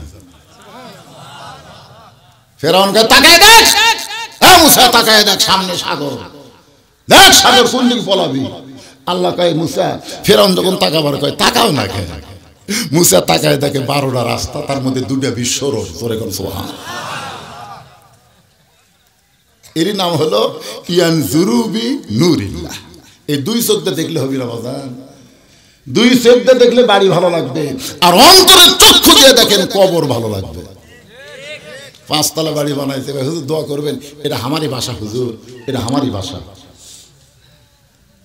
আমি বললাম, ভাই তোমার বাসা, চোখ বন্ধ করে দেখো তো কার।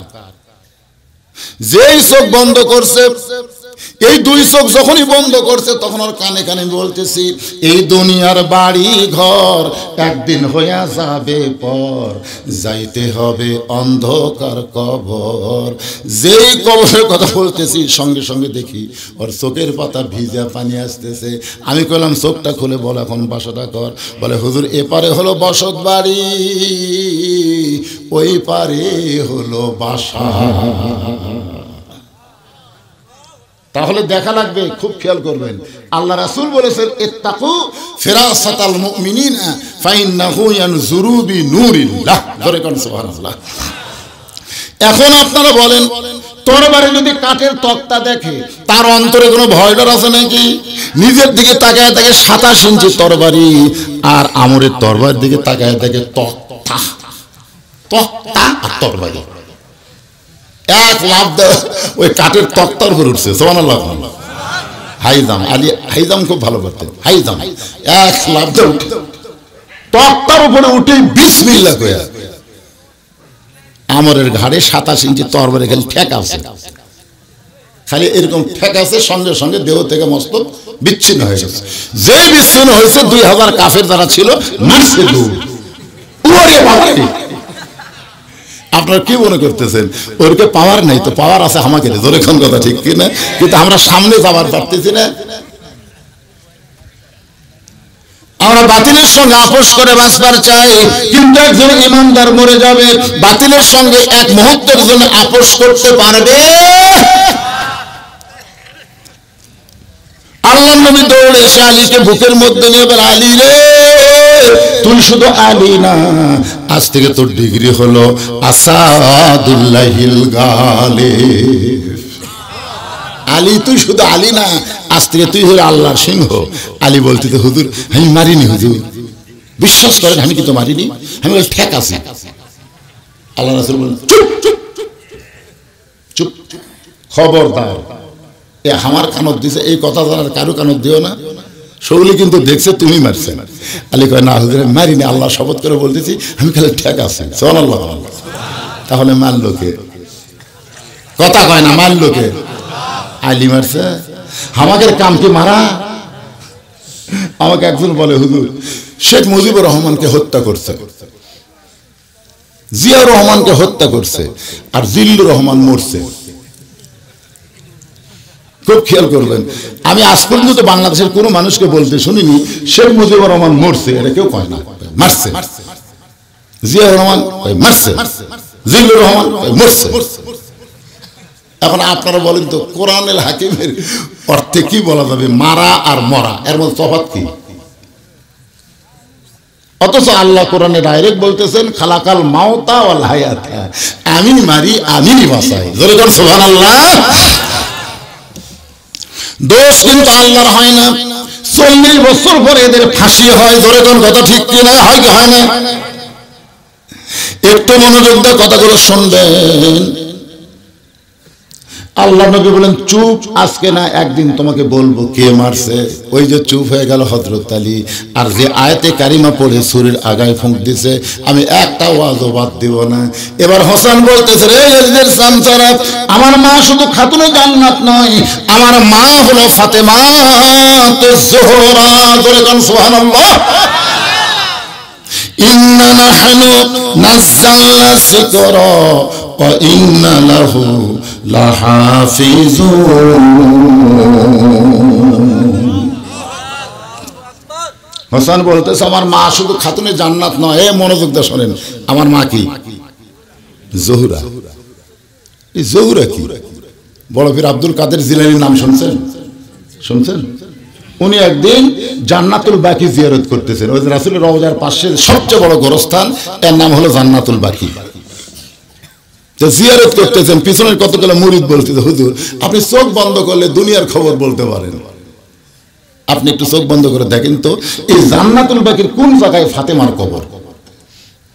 আব্দুল কাদের জিলানী চিল্লায়, চোখ বন্ধ করলে শুধু দুনিয়ার খবর না, আল্লাহর আরশের খবর আমি জানবার পারি। সুবহানাল্লাহ। তুই কি করিস? চোখ বন্ধ করলে খালি দুনিয়ার খবর না, আল্লাহর আরশের খবর আল্লাহ আমাকে জানাই, কিন্তু জান্নাতুল বাকির কোন জায়গায় ফাতেমার কবর আছে এটা আমি বলবার পারবো না। সমস্ত মুরিদ বলে, হুজুর চোখ বন্ধ করলে দুনিয়ার খবর বলতে পারেন, কিন্তু জান্নাতুল বাকির মধ্যে মা ফাতেমার কবর, এইটা কেন আপনি বলতে পারবেন না? আব্দুল কাদের জিলানী বললেন, আমার মা ফাতেমা হলো জোহরা। সমস্ত মুরিদ বলে, হুজুর জোহরা মানে কি? আমার মা বোনদের জন্য ওয়াজটা করতেছি, আপনারাও একটু মনোযোগ দিয়ে শুনবেন, কারণ মা বোনের যদি ভালো না হয়, পেটত বাচ্চা উঠে 6 মাস থেকে স্বামীর কানত করে ফিস ফিস করে, আমি কিন্তু সিজার করব, আমি কিন্তু সিজার করব। কি বলবো প্রসবের কথা, মা বিনি সেই ব্যথা কেউ তো বুঝিবে না। মাজন ঠেকিয়া সন্তানের দায়, অকালে মা মারা যায়, কেন সে মায়ের ভক্তি করো না? এমন দরদি ভাবে কেউ হবে না আমার মা গো। আমার এলাকার যে কয়টা ডাক্তার আছে, একটা ডাক্তারের বউ সিজার করে বাচ্চা হয়নি, একটা না। আমি ডাক্তারকে বললাম, কে ভাই আপনার কয়টা বাচ্চাকে? 2টা। সিজার করে? কি কোন হুজুর, সিজার করে বাচ্চা নিলে মায়েরও ক্ষতি বাচ্চারও ক্ষতি। আমি বললাম কেন? বলে এই জন্য ক্ষতি হয়, বাচ্চা হওয়ার আগেই বাচ্চাকে বার করা হয়। বাচ্চা হওয়ার একটা নির্দিষ্ট সময় আছে না নাই? কিন্তু ওর 2 দিন আগে যদি বার করে তাহলে বাচ্চার বিশাল ক্ষতি হয়।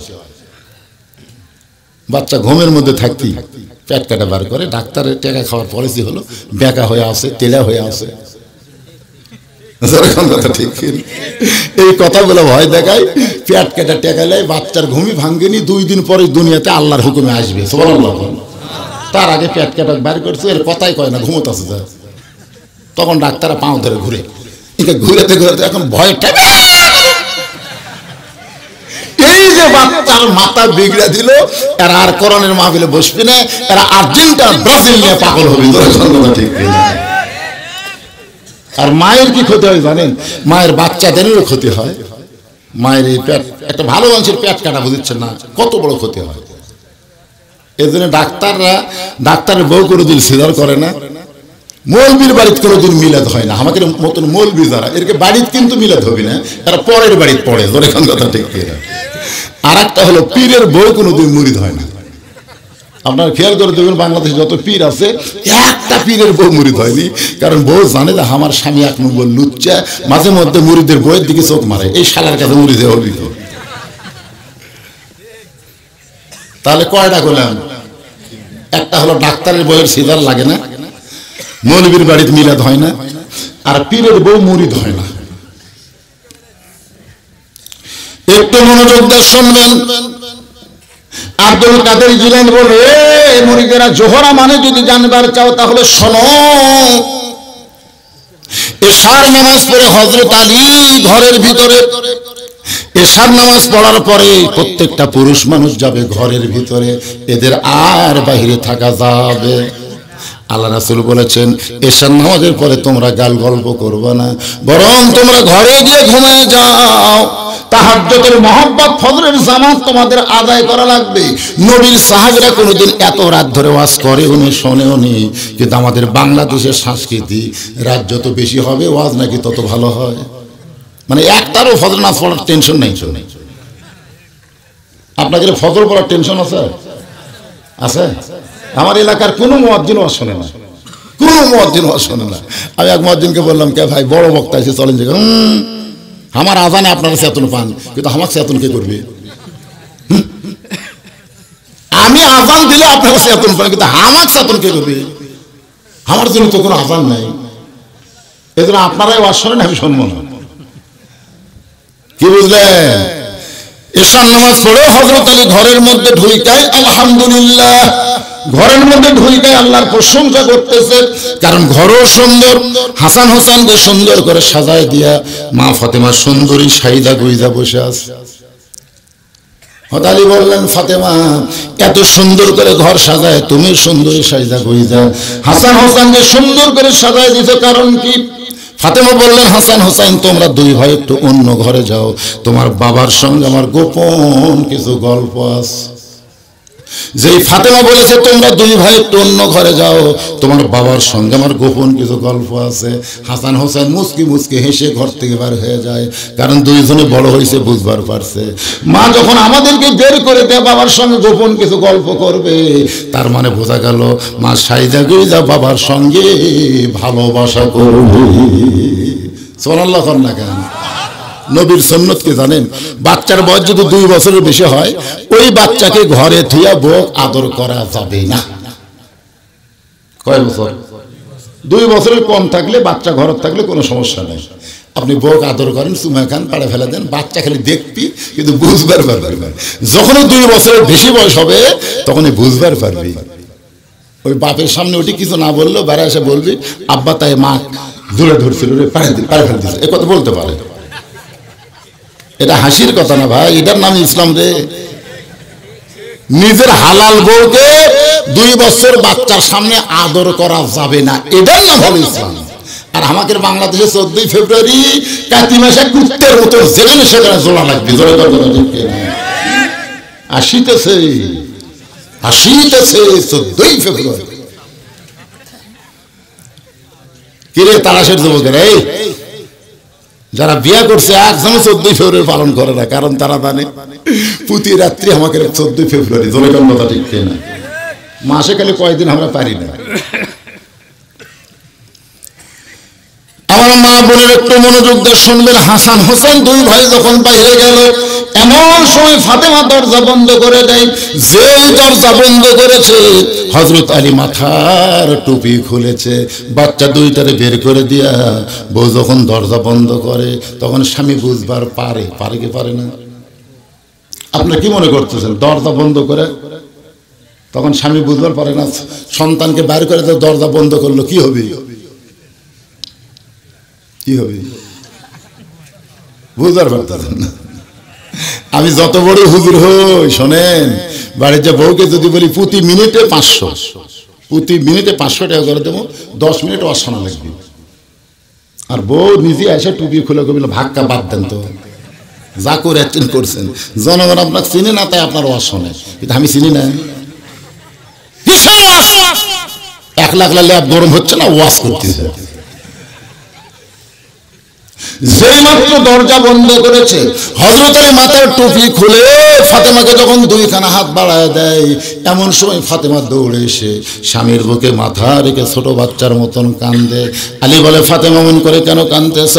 ফাতেমা বলে, আর কোনোদিন ঘর সাজাবার পারবো না, আর কোনোদিন হাসান হোসেনকে সাজা দিবার পারবো না, আর কোনোদিন সাইদা গুইজা আপনার সামনে দাঁড়াবো, সেই সময় আমার হবে না, কারণ আজকে গভীর রাত্রে ফাতেমার মৃত্যু হবে।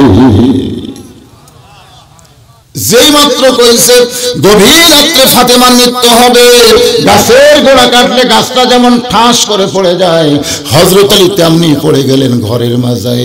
মা ফাতেমা মুস্কি মুস্কি হাসে, সুবহানাল্লাহ কোন। যিনি গভীর রাত্রে মৃত্যুবরণ করবে তিনি মুসকি মুসকি হাসে, দৌড়ে গিয়া ওই স্বামীর মাথাটা উরাতের উপর নিয়ে কপাল একটা চুম্বন দিয়া বলে, স্বামী গো, এতদিন ধরে আমি বিশ্বাস করি আপনি হলেন জ্ঞানের সম্রাট, আপনি হলেন একজন বীর, একজন জ্ঞানী এবং বীর মানুষ। বিবির মৃত্যুর কথা শুনে এমন করে কেন পড়তেছেন? আপনি কি জানেন না আসলে যাইতে হবে? সবাই জবান খুলে বলেন, আসলে যাইতে হবে। আপনারা কারা এই দুনিয়াতে থাকার জন্য আইছেন? গন্ত থাকবেন না যাবেন? একটা গান আছে আব্দুল আলিমের, শুনছেন?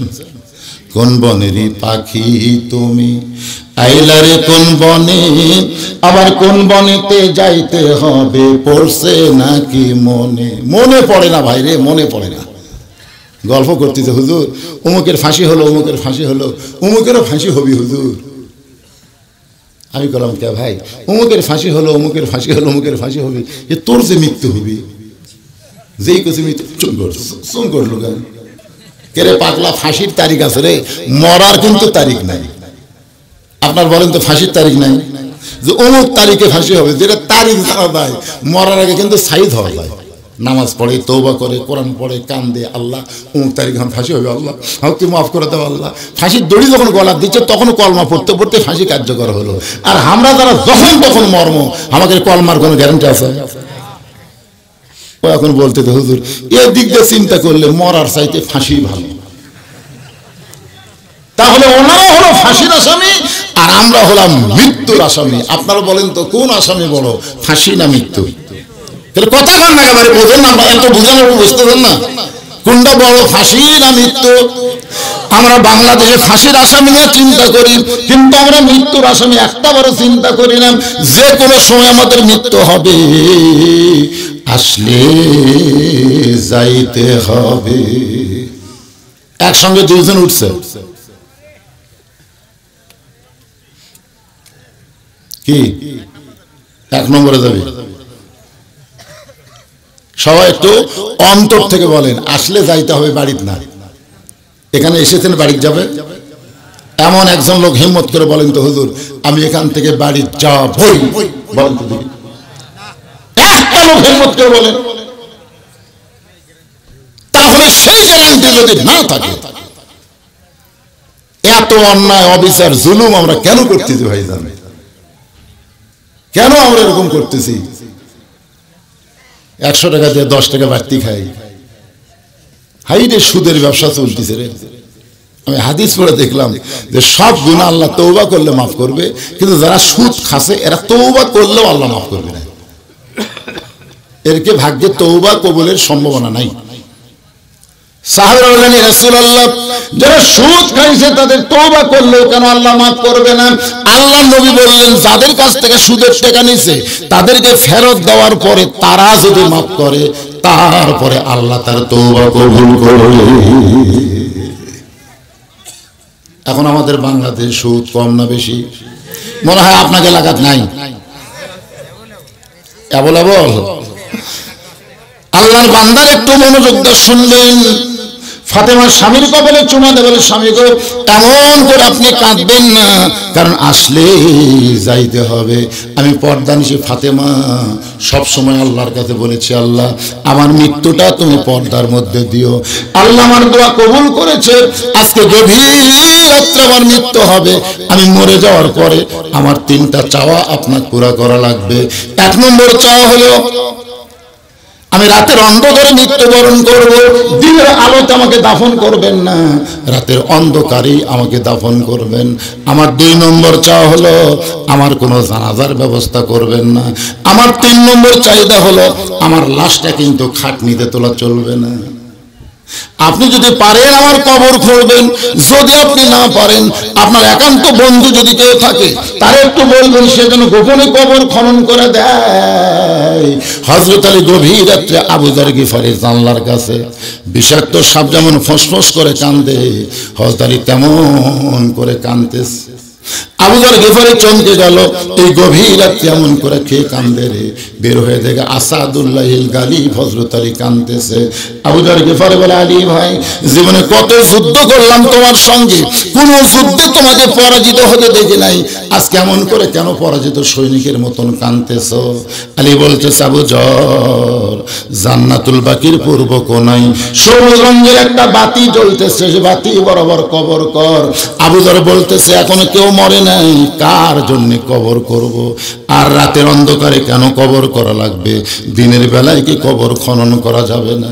আলী বলতেছে, আবু যর, একজন পরদানিশী গভীর রাতে মৃত্যুবরণ করবে, এই গভীর রাতে তাকে দাফন করা লাগবে। আবু যর বলতেছে, আলী ভাই, সেই পরদানিশী কে গো? তার নাম কি আপনারা জানেন নাই? আলী বলতেছে, আবু যর, 6 মাস আগে আমার হাসান হোসাইন নানা হারাইছে, আজকে গভীর রাত্রে মা হারাবে। আবু যর বলতেছে, এটা হতে দেওয়া যায় না, এখন পর্যন্ত হাসান হোসেনের চোখের পানি শুকে নেই, সব সময় চোখে পানি পড়ে। রাস্তার মধ্যে কারো পাইলেই বলে, আমার নানা কোথায়, তোমরা কি বলতে পারো? আবু বকর বলেছে, রে নবীর সাহাবীরা, হাসান হোসেন যতদিন নানা নানা বলে কান্দে, খবরদার নবীর রওজার কথা বলবা না। তারা দুই ভাই রওজার পাশে গিয়ে যদি নানা নানা বলে চিৎকার করে, আমি আবু বকর বলতেছি, নবীর ঘুম ভাঙ্গে যাবে। আবু যর বলতেছে, আলী বলতেছে, এলা পরের কথা পরে হবে, যা একটা কবর কর, যা।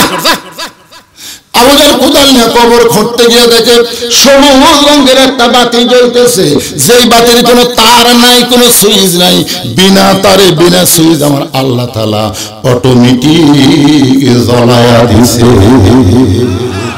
সবাই সুবহানাল্লাহ বলেন। আমার আপনার কবর কি বাতি থাকবে? থাকবে রে, থাকবে। যেই বাতির সুইচ লাগবে না, যেই বাতির তার লাগবে না, আপনার ইমান